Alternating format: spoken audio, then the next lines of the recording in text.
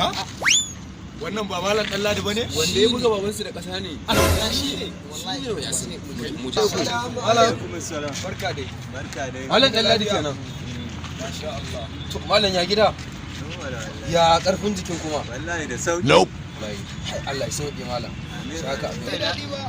Naji suna ta cewa wai na samu rashin lafiya. To ni jama'a ana ta cewa na samu rashin lafiya. Sai ta me ba Allah. Kuma ga ka normal na ganka ne ta haka ba mutumin arziki. Wallahi Allah. Mutumin arziki. Sarki. Kuma na Wai aka ce da kana duka. me duka? Duka da itace yadda marasa hankali suke. Duka. Duka da katako haka? Ko haka da sanda aka ce kana bin mutane. Oke, wai duka kamar haka?